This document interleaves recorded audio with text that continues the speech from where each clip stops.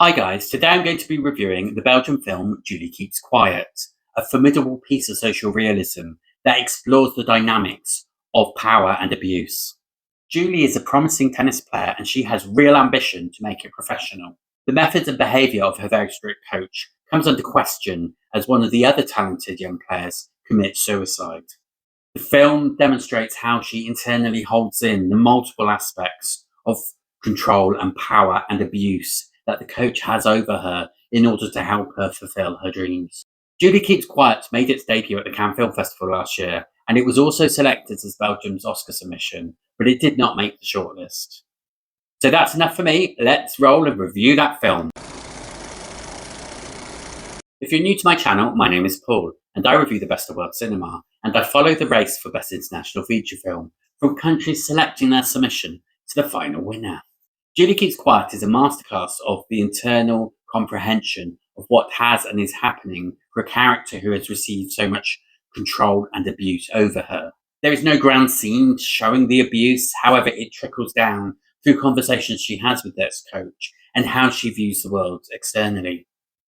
It really gives that sense of coercive control and manipulation, which is a lot harder to demonstrate than someone punching them or trying to sexually assault them.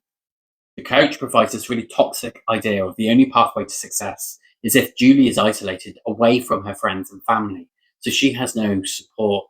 Instead, she is 100% reliant on said coach. This is really demonstrating that moment where strict coaching within elite sport goes from being helpful to being a form of abuse. Tessa van der Broek provides this remarkable debut performance in a film where she plays a character who's extremely introverted and conflicted. And she plays it extremely well in terms of portraying the shame, confusion that the character Julie experiences.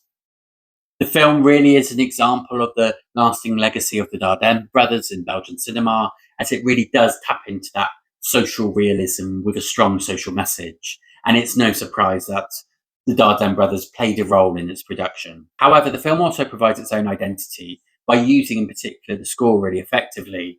Occasionally it's brought in to just give the sense of those internal dialogue Julie must be having, as well as the rhythm of the tennis, which often increases when it's tense or lighter when she's more relaxed. It's really effectively done.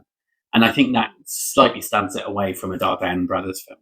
This is a quiet yet slightly disturbing portrayal of the negativity of power and coercive control.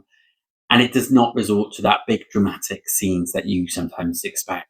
The film does not show sexual abuse, but it does make reference to potentially it happening. And so that's a bit of a trigger warning for those it may affect. I would give it 4 stars and say it's a really good piece of work that shows the control and restraint of such a complex character and situation. Julie Keeps Quiet was Belgium's official Oscar submission, and it did not make the shortlist. And I think that's a bit of a shame because it's a wonderful film.